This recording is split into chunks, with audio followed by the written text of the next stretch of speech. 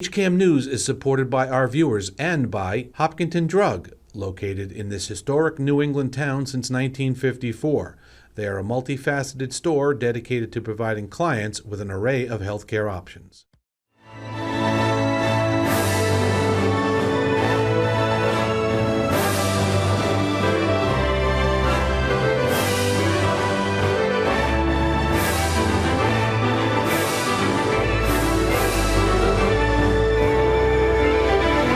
Hello, everyone, and welcome to today's edition of HCAM News. I'm HCAM News Director Tom Nappy, here to fill you in with the latest happenings in Hopkinton. On today's edition of HCAM News, we have the latest in Hiller sports and also a long look at the Hopkinton High School Honors Art Show, which took place at the Hopkinton Center for the Arts. But first, the 26.2 Foundation gave a glimpse on what to expect with the soon-to-be-built International Marathon Center. The 26.2 Foundation recently hosted a public viewing of the progress made on the International Marathon Center. The land has already been approved, and they are now in the design process, working with Terry Healy, the co-founder and design principal for the multidisciplinary design firm Healy Kohler out of Washington, D.C. In ancient Greece, the idea of democracy, and then from that we move into an area of the modern Olympics, starting with 1896, which is then that kingpin, that evolution that gets us to the Boston Marathon, right there. So the first part of this visitor experience is that we're dictating to the visitor that you have to go along this path, because along that path gives you that history, the rich history of the marathon. It also defines why the center is in Hopkinton and the relationship to Boston, so it's site specific. But the best part about this visitor experience is at the start line. And at the start line, you actually walk into the marathon gallery. And just to let you know, there's blacktop in the marathon gallery. And from the marathon gallery, you then have access up into the top part, which is the marathon culture. So all of this is open. And what happens is that when you're in this space, over on the right-hand side, left-hand side, right-hand side, you have a large glass, a wall of glass. So you have that vista outside. And part of what the exhibit experience is that when you're running in a marathon, you're looking down, you're looking up, you're looking left and right, and you're looking where you're going. And that's what we want to do within this experience. So from that main spine, we have the culture on the top, then we have the health and well-being, and then the science and technology. All of this has been programmed so it works with different audiences as they come into the space. And then, at this point of your experience, we have a finish line. And from the finish line, you go into the Hall of Excellence. And within the Hall of Excellence, you are introduced to those people that inspire, those people that have been associated with the marathon. So with that, a little bit of a secret about this is that when you start a marathon, and I'm going to show my age, I had to put a little RFID chip in my shoestrings, right? So when you start at the start line, you actually have a bank of computers and you register your name, a little bit about you, age, have you run marathons before, which ones, that kind of stuff. But you register, you get an RFID chip, and as you move through the experience, where you visit Tokyo, which has an interactive screen, London, Chicago, you can personalize your own visit, and you can build your own marathon. You're asked to design a route. You are asked to design a logo. we don't want to say that you're a director, but you can design and you can create your fantasy marathon. This is why it's an open area, is that you're starting to see these large cases. We call those open storage type cases. So there's going to be cases that have all the t-shirts that we've all saved, right? Yeah. And we're going to have the cases of those costumes that those weird people actually wear. We have a case on bibs. We have the case on the themes. It's because what we want to do is, if you're from San Francisco or Pittsburgh, we want you to feel connected because you've run in that marathon or you've been associated with that marathon. So it's all about building these connections. You can view the full program airing soon on HCAM. Hillers Winter Sports entered into the playoffs. Here's a look at what happened in postseason play. And now our Hopkinton Hillers Play of the Week. Freshman Jake Guerin gets a walk-off three-pointer to lead the Hillers to victory.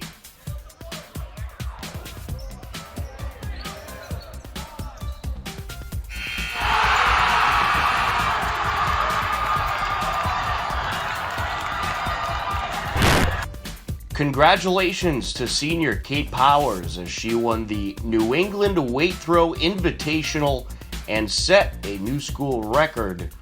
Kate Powers will keep her track and field career going at Kentucky University next year. The Hopkinton Hillers boys hockey season came to an end last week as they fell to fourth-ranked Masconomet in tournament play 6-2. Drew Morse and Declan DeRocher had the goals for the Hillers. Hopkinton's season comes to an end with a record of 10-11. Congratulations to the seniors and first-year head coach Scott Hayes on a great run. The 25th-ranked Hopkinton Lady Hillers girls basketball team headed to Chelmsford to take on the 8th-ranked Chelmsford Lions. Chelmsford hit a three-pointer with 2.5 seconds left to take the 45-44 lead, and they would end up hanging on for the win. Congratulations to Coach Greco and the Hillers on a great season. The Lady Hillers finish with an overall record of 9-13, and that is a wrap on the 2021-2022 Hopkinton Hillers winter sports season.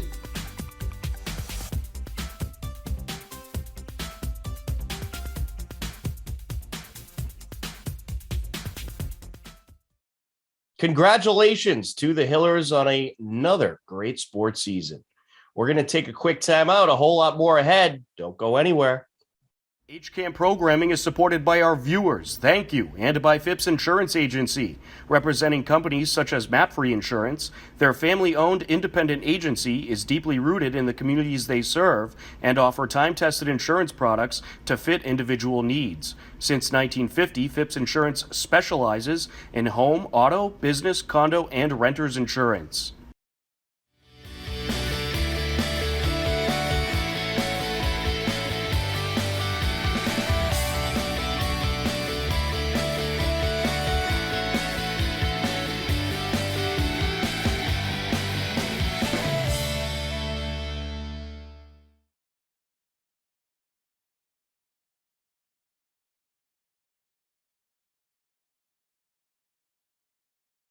Welcome back to HCAM News.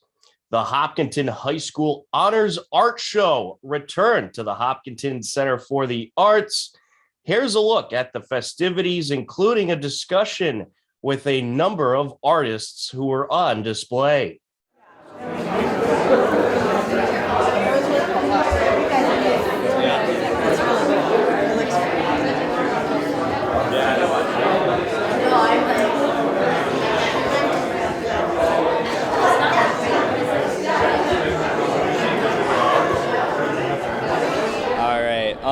So I have 4 pieces in the art show right now, I spent a lot of time working on them. It's really great to have them here. Yeah.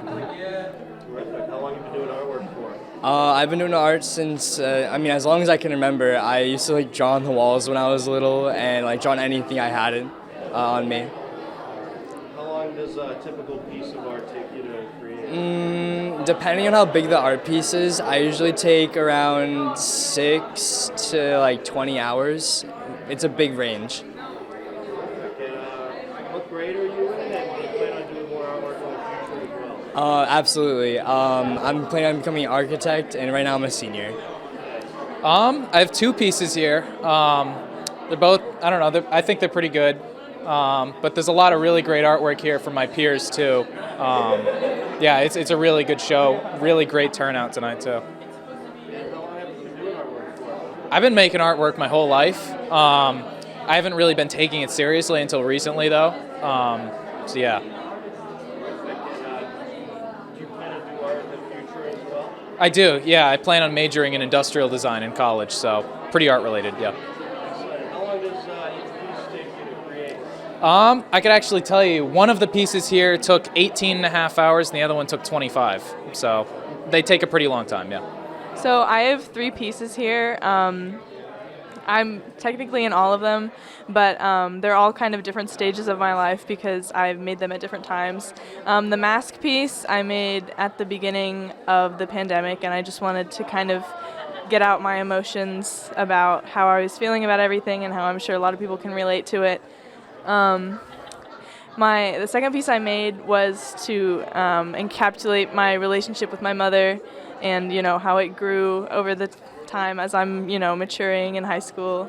And then the most recent piece is of me on a phone, and it's acrylic. And I kind of wanted to do a revision of the first piece I did, but to make it more secretive and mysterious, I guess. Terrific. And how long does it take for you to create a piece of art? So for the 2 acrylic pieces, I would say they took about 11 to 12 hours each total. And then for the digital piece I have, I would say that one only took me 2 to 3 hours. Okay. How long have you been doing artwork for? Forever technically, but seriously since about 7th grade, I started getting more into taking classes at school, outside of school, and entering in galleries and stuff. Excellent. Are you going to keep doing more artwork in the future as well? Yes, I plan to major in architecture in college, so I hope to be able to kind of continue, more of an observational approach to my drawings in the future. Yeah, sure. I have a total of 4 pieces. 3 of them are colored pencil, and they're all in different kind of levels of expertise as I kind of grew as an artist, because I think process work is very important. And then my other one is a cut paper project with a bunch of different faces of mine with depicting different emotions, and it's all in cut paper, meaning I cut each individual shape out of paper and glued them together to build a face. And it's kind of about how we tend to have a lot of different emotions, and we can kind of feel fractured sometimes as humans, and we tend to kind of dive deeper into our negative emotions rather than our positive ones. And my other 2 are just, I have a piece of my old pet snake. It's called Creation, and I titled it because I think a lot of people think that snakes are disgusting and gross and scary, and that's true. But they can also be, they're such creations of nature.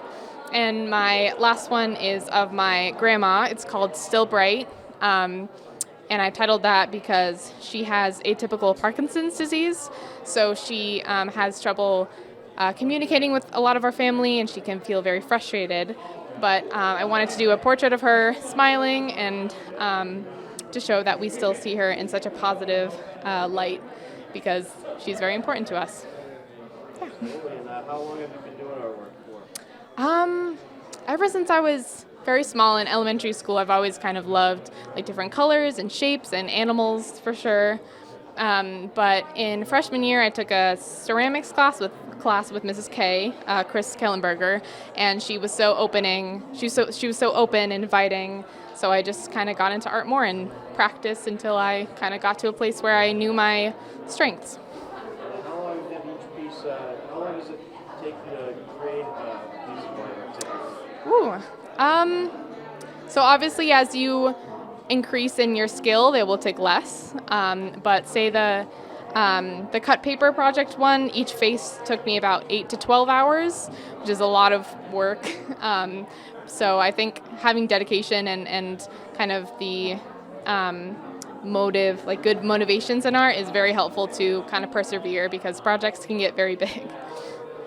Absolutely. And you plan on doing more artwork in the future or in college? Yes, I also love storytelling and writing, so I want to combine the two in maybe film or animation or directing or anything like that. So I definitely like the kind of communicating stories and messages through art. Yeah, so I have 4 pieces up, and a lot of them are like digital art pieces. They have lots of bright colors, and they talk about like my emotions, like how I deal with my emotions and how I see my everyday experiences. Terrific. And how long have you been doing artwork for? Pretty much my entire life, honestly. Art has come so naturally to me. It's just something that I do when I'm bored or like when I feel upset or when I feel really happy. It just comes naturally to me. And how long does it take you to create a piece of art? Honestly, it ranges. Like sometimes it takes me 10 minutes and sometimes it takes me like 5 hours. Like it really depends on like what I'm feeling in the moment, yeah. Excellent. And do you plan on doing more art in the future as well? Definitely. I really want to do art in college, and then I also want to be like maybe an illustrator or graphic designer in the future. Sure. So I have some artwork that I made in Adobe Photoshop over the past few months in AP Art and Design, and it's been a really fun class getting to make artwork, and I've really enjoyed my experience and think I've produced some solid work. Absolutely. How long have you been doing artwork for? About a year and a half I've been doing work in Adobe Photoshop, messing around and kind of having fun and playing with it. And in class I started to do some more serious things and work on projects more diligently, and this is what I came out with. And how long typically does it take you to create a piece of artwork? Usually around like 2 weeks of working on it in class and at home somewhat, and sometimes a little bit longer, shorter, depending on the project. Excellent. Is this something you're going to carry on into the future as well? I'm hoping to, yeah. Sure. So most of my artwork centers around cultural themes, specifically my relationship with heritage and, a lot of motifs and imagery from Chinese culture. And most of my pieces are focused on folklore, ancestral history, as well as landscapes and symbols of my childhood. All right. And how long have you been doing artwork for? I've been drawing and kind of messing around with art ever since I was really little. I guess I really started focusing on art when I entered high school, and AP Art, which is the class I was in, really kind of pushed me to accelerate my art journey. And how long does it typically take you to create a piece of artwork? It can take anywhere from like a day to like a few months. It kind of depends on what the art piece is. Excellent. Is this something you plan on doing in the future as well? Definitely. Art is an amazing hobby and a really fun passion of mine, and I'll definitely be continuing to engage in it. So most of my work is 3D. It's all like fabric, and I'm going into fashion design, so it's mostly all that. And my work is just like showing the process work of, how I make my work, and you can see all the hems and everything. So I'm really excited that it's up, and yeah. All right. How long have you been doing artwork for? Honestly, I've been sewing for like only a year or two, but I've always been really interested in fashion. Excellent. Is this something you plan on doing in the future as well? Yeah, I plan on going to college for either fashion design or fashion business. Excellent. Well, how long does each piece take you to make? It really varies. Like, I think the skin, like the bag, it took probably up to 12 hours. I didn't do it like all in a row, but it took a while, yeah. Here today? Yeah, so I have a painting piece that I did a lot based on my self-consciousness and internal thoughts. and I kind of want to express some of what goes through my mind when I compare myself to other people, and I want to express myself through my painting to try and overcome some of that. And my other piece, my lighting piece, is based off of plankton, and I was inspired a lot by the shapes of plankton and microscopic bioluminescence. And my third piece is a clock, and I was inspired a lot by the moon and galaxies, and I wanted to emulate that by way of a clock, because I think it's beautiful how the moon goes through phases and goes through time.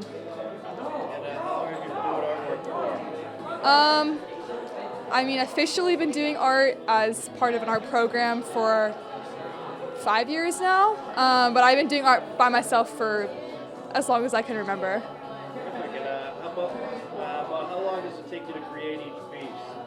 It really depends. Usually my painted pieces 5+ hours, but it depends greatly on the size and scale of my artworks. And is this something you plan on doing in the future as well? Yes, as a hobby. I don't want to do it as a job, but it's something I enjoy, and it's a massive stress relief for me. So I would love to continue doing this as a hobby. I'm really lucky to have such a talented group of kids to work with. They're kids; they're almost adults. But so tonight we've got Annalise Curl, who did this amazing cut paper piece that has to do with all of the stresses and the pressure of how we deal with emotions and things like that. There's lots of different media represented this year, which is really exciting. Kevin Gu is an artist who works in 2 dimensions, but he works with traditional media as well as digital media, and he combines things to kind of loosely tell a story, and as an exploration of his cultural heritage and his connection to his family, which is pretty cool. Connor Grady is here. His work is a really interesting blend. I've been watching him grapple this year with structure and the human form as well. So he's a car designer. So his, I think, natural instinct is probably to render in an architectural style. He's going to go to school for architecture. But working the human form into that and then figuring out the difference in the structure that's underlying within the human form. So that's cool too. Anwen is an incredibly thoughtful, talented designer, and she's been deconstructing garmentry to understand how things are made, but also she's really interested in the sustainability of fashion. So she's been using all secondhand materials to create things that are sort of evocative of her feelings about fashion, about the human form, about all sorts of stuff. So. Yeah, there are a lot of really talented kids here. I could talk about all of them. I could kind of wax poetic all night. Absolutely, and you always got to be impressed when you just see the tremendous work they put up. I don't think most people would know if it's a high school student or a professional artist that does this for a living, in my opinion. Thank you for saying that. I'm incredibly proud of them for their hard work and for their vision and their intuition and for trusting me to kind of guide them on a journey of uncertainty. Because when you jump into a class that, you're making work based on a question, and sometimes you don't even know what that question is when you start, but trusting that your energy and your own making and asking questions and answering them and responding to what you're doing will lead you somewhere is pretty cool. So I feel very fortunate and very excited for these guys. I can't wait to see where they go next. It's now time for some happenings you should know about. The 2022 spring registration is now open for Hopkinton Hillers Spring Sports. Head over to the Family ID website at familyid.com/Hopkinton High School. And don't forget, you can only register until tomorrow, Friday, March 11th. So if you want to play Hiller Spring Sports, be sure to register ASAP. Support your Hopkinton Hillers by buying a 3x5 foot flag with the Hiller H, $30 each. And all the funds go to the class of 2022 at Hopkinton High School. To purchase a flag, head over to hopsenior2022.com. Town election papers are now available. There are a number of open positions. For more information, head over to hopkintonma.gov. Our picture of the week, here's a display at the Hopkinton Center for the Arts from the wonderful Hopkinton High School Honors Art Show. They did a tremendous work as usual. Upcoming town government meetings include on Friday, March 11th at 5 p.m., a school committee special meeting. It'll be live on HCAM Ed. On Tuesday, March 15th at 6 p.m., you can catch the select board meeting live on HCAM TV. To view all upcoming town government meetings, head over to hcam.tv/go. And for more information about the upcoming town government meetings, head over to hopkintonma.gov. Believe it or not, we are out of time for this edition of HCAM News, but don't worry, next Thursday at 6:30 p.m., we'll be back. For everyone at HCAM, I'm Tom Nappy. As always, we thank you all for tuning in. Take care, enjoy the rest of your day, and we'll talk to you again soon. Goodbye, everybody.